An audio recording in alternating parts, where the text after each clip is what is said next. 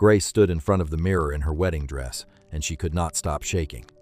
In 6 hours, she would marry a man she had met only twice, a man her own father had chosen as punishment. She looked at her reflection and whispered, "How did it come to this? This is not a fairy tale. This is what happens when pride destroys a family, and when one quiet man decides to prove that love is worth more than money." Before we go further, let us know in the comments where you're watching from. We'd love to hear from you.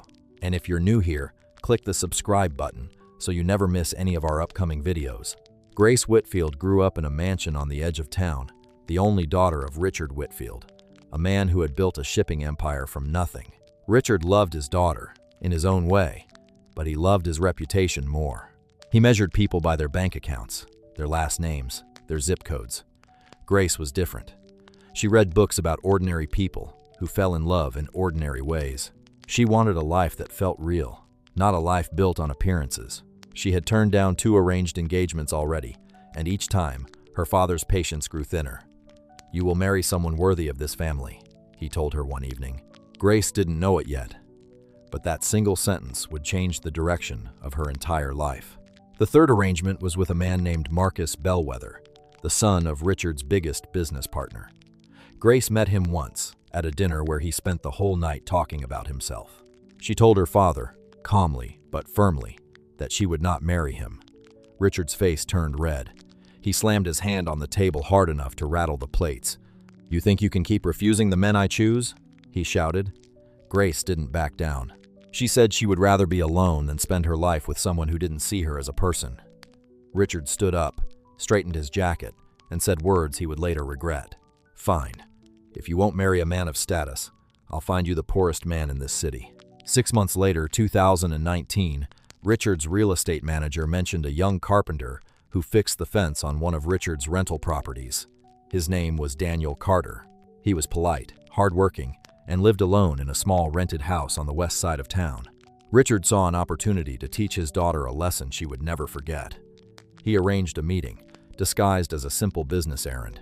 When Grace walked into the small office and saw Daniel standing there in a faded flannel shirt, sawdust still on his boots, she felt her stomach drop.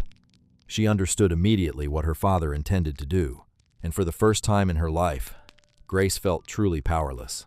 Daniel Carter was 31 years old. He ran a small woodworking shop 2 blocks from the old railway station. Every morning he opened the shop at 7, and every evening he closed it at 6.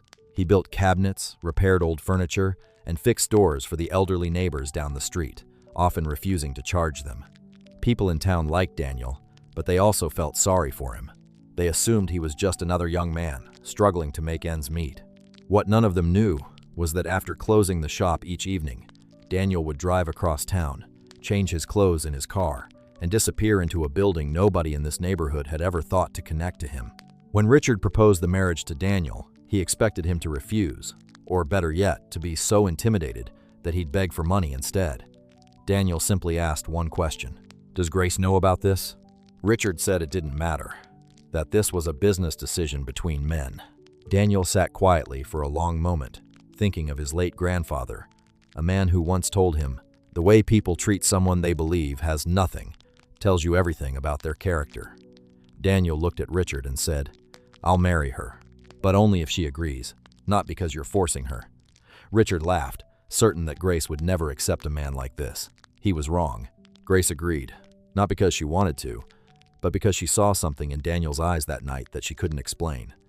A calmness, a quiet strength that didn't need to prove itself. Maybe, she thought, this was her chance to escape her father's control entirely, even if it meant walking into the unknown. The wedding was small and cold. Most of Grace's relatives refused to attend.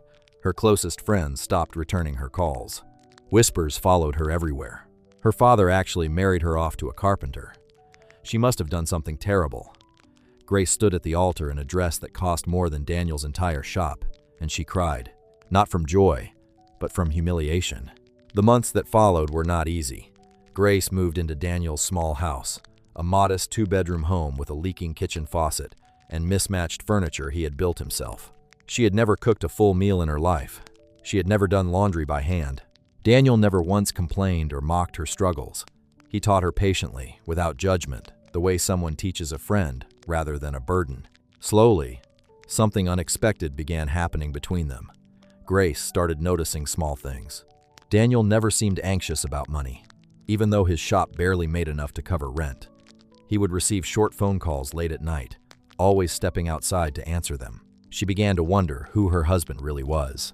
One evening, around 8 months into the marriage, Grace found a black folder tucked beneath a loose floorboard while cleaning. Inside were documents with a company letterhead she didn't recognize, Carpenter Industrial Group. She stared at it for a long time, her hands trembling, unsure of what she was looking at.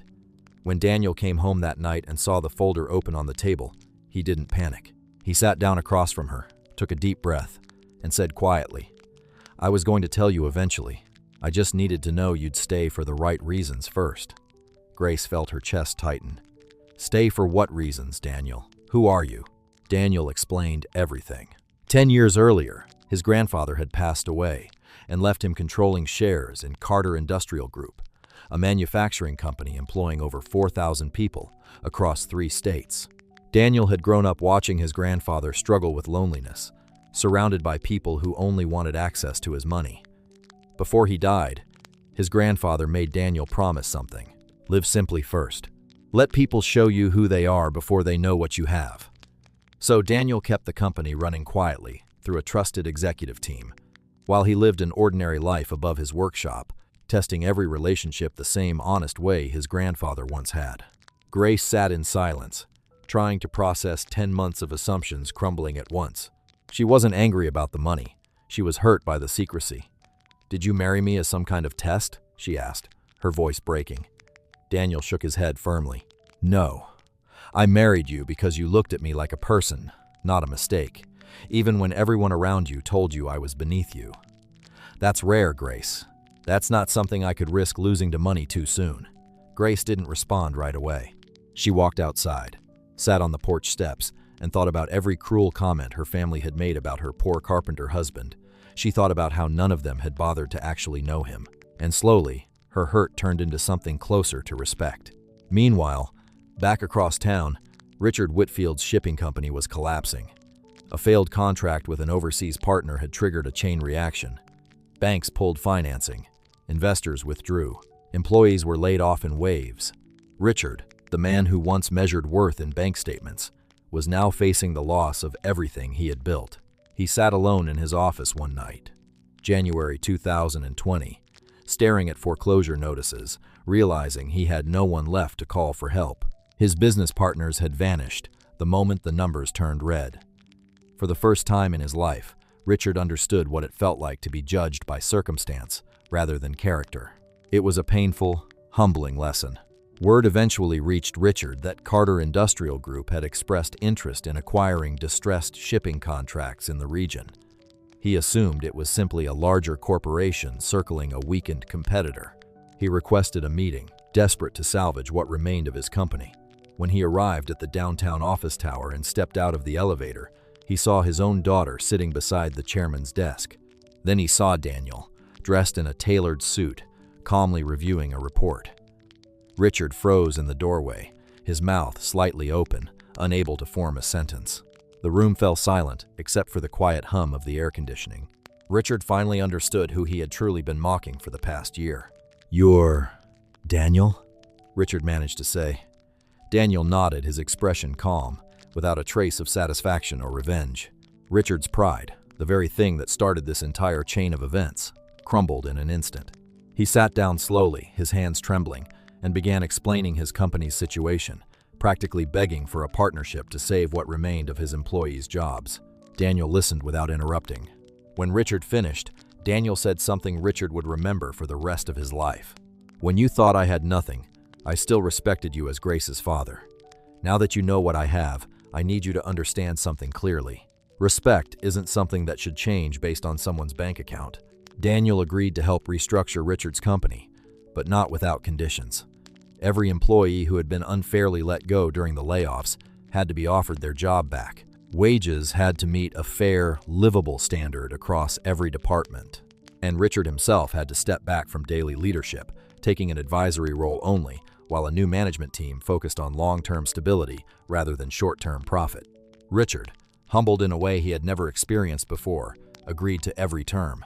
For the first time since Grace was a little girl, she saw her father cry, not out of self-pity, but out of genuine remorse for the way he had treated people, including his own daughter, for so many years. 2 years later, spring of 2022, Grace and Daniel were still living in the same small house near the old railway station, despite having the means to live anywhere they wanted. Daniel still opened his workshop most mornings, though now he trained young apprentices from underserved neighborhoods, teaching them a trade and paying for their tools himself. Grace had started a small foundation, using part of the company's profits to fund scholarships for first-generation college students, the same kind of ordinary dreamers she once read about in books. Richard, older and quieter now, visited every Sunday, often sitting in the workshop simply watching his son-in-law work, something he once would have considered beneath him entirely. Grace often thinks back to that wedding day, the cold stares, the whispered judgments, the humiliation she felt walking down the aisle toward a man everyone told her to pity.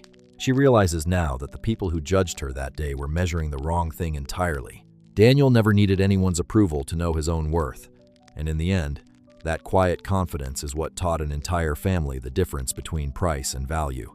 Grace sometimes tells people, "The wealthiest man I ever met wore sawdust on his boots and never once mentioned what he was worth." It's a lesson she carries with her every single day now. So here's a question worth sitting with. If you met someone who had nothing to their name, no title, no impressive job, no money in the bank, would you still treat them with the same respect you'd give someone powerful? Would you have judged Daniel the way Grace's family did? Or would you have seen what Grace eventually saw? And if you were in Grace's position, forced into a life you never chose, could you have found the strength to give someone an honest chance anyway? Let us know your honest thoughts in the comments below. We genuinely want to hear how this story made you feel, and whether you've ever misjudged someone the way this family did. Character and kindness rarely announce themselves loudly. They show up in small, unnoticed moments, in how someone treats a stranger, an employee, or a neighbor when they believe no one important is watching. Wealth can disappear overnight, as Richard Whitfield learned the hard way, but a person's true character stays with them through every version of their life, rich or poor, visible or hidden. If this story moved you even a little, share it with someone who needs the reminder today. And if you haven't already, hit that subscribe button, because we have many more stories like this one coming your way. Stories about the quiet strength of ordinary people who turn out to be extraordinary.